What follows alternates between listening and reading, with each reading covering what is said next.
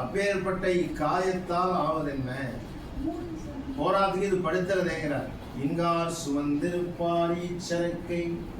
யாரா தூக்கி அலையிறது? நிஜம் தானே. வண்டி எடுத்துன்னு வரத்துக்குள்ள போரும் ஆகிட்டார். ஆமா, இதை தூக்கினாலே அலைய வேண்டியது. எத்தனை உபச்சாரம் மட்டும் கடைசியில் ஒரு நாள் நம்ம கை விட்டுற போகிறது தெரியுமோ? It will not accept us. அதுக்கு எத்தனை ஆராதனைகள் ஆத்தாலேருந்து ஆரம்பிச்சு சாயந்தர பரியந்தம் இதுக்கு பண்ற பூஜை தான் ஜாஸ்தியா இருக்கு. சுவாமிகிட்ட 2 நிமிடத்துக்கு மேல நிற்க முடியல. ஆமா, அவரே நடத்தி விட்டுறாரா என்னன்னு தெரியல, போரும்னு நினைக்கிறாரா? ஆனா இதுக்கு பாருங்க, 1/2 மணி நேரம் ஸ்நானம், தந்த லாபம், விசேஷ பானம், வஸ்திராச்சாதனம், ஒரு கரை இன்னைக்குன்னா நாளைக்கு வேற கரை தான் கட்டிக்கணும் அப்படின்னு தோன்றது. விவிதமான பக்ஷணங்கள் வேளா வேலைக்கு. இதோட ஈகோன்னு பிறந்திருக்கான். ஈகோன்னு பேரே தவிர ஹீ நெவர் கோஸ்.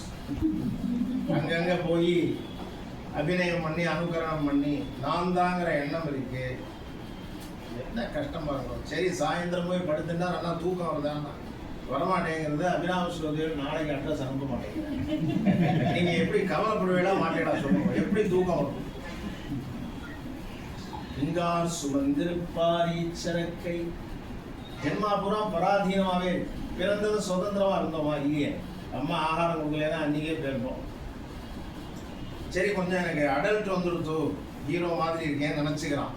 இப்போ 0 தான். மர்மேந்திரியங்களை எல்லாம் விஷம் உண்டாயிடும். அவனை சினிமா கொட்டாங்க ஏஜும் பண்ணும்.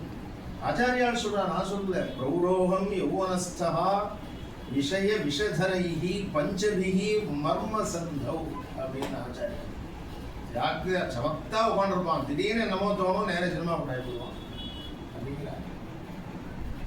சரி, வயசாகிடுது, இனிமேல் எல்லாம் முடிஞ்செடுத்து ஃப்ரீ அப்படின்னா அப்போதான் மனசு பிரவர்த்திக்கும். இப்போவே சிங்கப்பூர் போயிட்டு வந்தால் தேவையில்லைன்னு தோணும். ஆத்திலேயே நடக்க முடியல, சிங்கப்பூர் போடுறேன் சொல்லுங்களேன். வார்த்தக்கேச்சா இந்திரியானாம் சர்வதா அசக்தம். இதை தூக்கிண்டு என்ன பண்றது சொல்லு.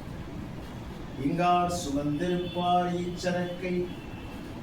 மங்காத சீரகத்தை தந்தீரேன். மோட்ச சாம்ராஜ்யத்தை கொடுத்துட்டேன்னா அப்படின்னா என்ன அர்த்தம்? மீண்டும் பிறவாமை. உங்க சரண பிராப்தியை கொடுத்துட்டால் தேடேன் பெருங்காயம். மறுபடியும் இன்னொரு ஆவர்த்தி ஒரு கர்ப்பத்தில் போய் உட்காராம இருப்பேனே. திருவேரகத்து சிரேஷ்டரே சுவாமிநாதா அப்படிங்கிற அந்த முக்தியை பகவான் சொல்றாரு. அவளுக்கெல்லாம் கையில கொடுத்து அனுப்பிச்சிருக்கேன். மனுஷா கரஸ்தமா இருக்கு, உள்ளங்கை நெல்லிக்கனியா இருக்கு, ஹஸ்தாமலகமா இருக்கு. அதான் ஆச்சாரியாவுடைய ஒரு சிஷ்யாவுக்கு ஹஸ்தாமலகர்னு பேர். அவர் எப்படி இருந்தாலும் தெரியுமோ? ஒரு அக்ரஹாரத்துல ஒரு குழந்தை 5 வயசு, பிறந்ததுலேருந்து பேச்சு கிடையாது, விளையாட்டு கிடையாது, ஜடம் மாதிரி இருக்கு. ஆச்சாரியால் அங்கே விஜயம் பண்ணினா ஆச்சாரியால் காலில் உண்டே போட்டான். அந்த 5 வயசு குழந்தைய வச்சு என்ன பண்றது?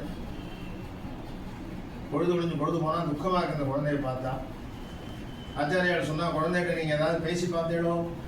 பேசணுமே. என்ன பேசினேன்? உன்னை MA படிக்க வைக்கிறேன், உனக்கு பங்களா வாங்கி தரேன், கார் வாங்கி தரேன், இதெல்லாம் சொன்னோம்னா அதுக்காக அவன் பிறக்கலையே. அப்படியா? நான் பேசினா பேசுவான் ஆச்சாரியா. அப்படியா? நீங்க பேசுவோல அப்படின்னா இப்ப பேசுறேன். கஸ்தம் பாலா, யார் நீன்னு கேட்டான். இதுவரைக்கும் பேசாத அந்த குழந்தை கண்ணை சிமிட்டின்னு கடைன்னு பேச ஆரம்பிச்சுட்டான். என்ன பேசுறான் தெரியுமா? MA BA எல்லாம் பேசல. அப்புறம் என்ன ஆகாரம்னு கேட்கல, காபி தரையெல்லாம் கேட்கல. என்ன கேட்டான்? என்ன பதில் சொன்னான்னா, நாகம் மனுஷ்யா நச்ச தேவ யக்ஷௌ ந பிராமண க்ஷத்ரிய வைஷ்ய சூத்ரா ந பிரம்மச்சாரி ந கிரஹீ வனஸ்தா விக்ஷுர்ன சாஹம் நிஜ போதரூபா. நீங்க என்ன யாருமே கேட்கிறேன் அப்படின்னு சொன்னா நான் ஆத்மஸ்வரூபத்தை பத்தி தான் பேச போறேன். ஏன்னா இந்த சரீரம் என்னோட இருக்க போறது இல்லை. ஏதோ வந்திருக்கு, தெரியாது, எப்படி வந்ததுன்னே எனக்கு தெரியாது. சொல்றான், நாகம் மனுஷ்யா. சரீரத்தை பத்தி கேட்டாலே நான் மனுஷ சரீரம், நான் நாயா பிறந்திருக்கேன், பூனையா பிறந்திருக்கேன்னு சொல்றதுக்கு.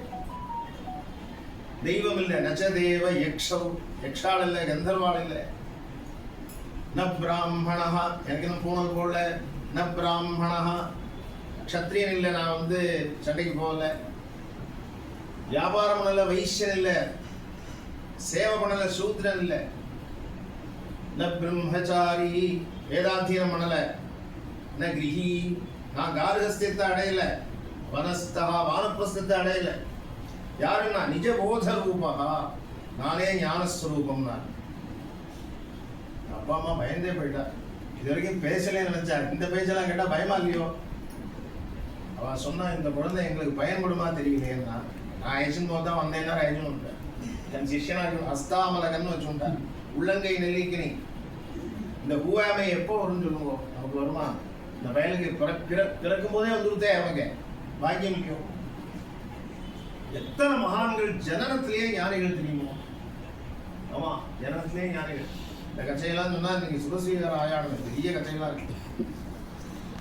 உயர்ந்த யாகம், இந்த யாகத்தினாலதான் மோட்சம். மனுஷனுக்கு மாத்திரம் இதே ஜென்மாவில் மோட்சம். நமக்கு மாத்திரம்தான் மந்திர சம்ஸ்காரங்கள், வேற ஜீவராசிகள் கிடையாது. அதான் படிப்படியா வரணும்னு சொன்னேன் இல்லையா? ஆடோ புனியோ ஜனிச்சா, அதாவது பருப்பு தேங்காய் பிடிச்சி தொட்டு போட்டு புண்ணியாவதனம் பண்ணுவாளா? நம்ம பண்றதே பெரும்பாடா இருக்கு இல்லையா? பண்ணமாட்டான். பிறக்கிறதுக்கே மந்திரம். நமக்கு ஒரு குழந்தை உண்டாகணுமானால் கர்ப்பாதானங்கிற சாந்தி கல்யாணம் மந்திரம். குழந்தையே உண்டாகல, அது கூட மந்திரம். பார்த்தீங்களா? கர்ப்பம் தெரிச்சா மந்திரம். பும்சுவன சீமந்தோன்னயனம், ஜனிச்சாச்சுன்னா குழந்தை மந்திரம்.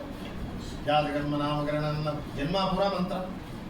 ஒரு நாள் சரீரம் எடுத்துன்னா அப்பவும் மந்திரம். மோட்சத்துக்கு மந்திரம். எப்படி ஜனனத்துக்கு முன்னாடியே உண்டாகிறதுக்கு முன்னாடியே மந்திரமோ, அது மாதிரி மரணத்துக்கு அப்புறமும் மந்திரம். பேருடனான மந்திரவிதமான ஜந்துங்கிறதுனாலேயே ஆச்சாரியால் சொன்னா, ஜந்தூனாம் நரஜென்ம துர்லபம், கிடைத்தற்கரிய பிறவி மாநில பிறவி.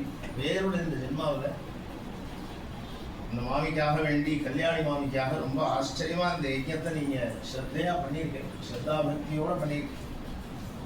இதுல தௌஹித்ரன் பண்ணதுலதான் எனக்கு ரொம்ப ஆக்கிரகமா இருக்கு மனசு. இந்த மாதா பிதாக்கள் ஒத்துண்டேட, அதுதான் பெரிய விஷயம். முதல் நாள் வரைக்கும் இந்த சரீரத்தை ஆகுதியா தேவதைகளுக்கு அர்ப்பணம். சூத்திராரம்பமே புருஷாகுதி. பௌருஷமா வாழ்ந்தவாளுடைய சரீரத்தை ஆகுதியா கிரகிக்கிறேங்கிறார் பகவான். நாம என்ன சொல்லுவோம்? இறந்த சரீரம் அப்படின்னு சொல்லுவோம் இல்லையா? மிருத சரீரம் அப்படின்னு பகவான் சொல்றார். என் விஷயமா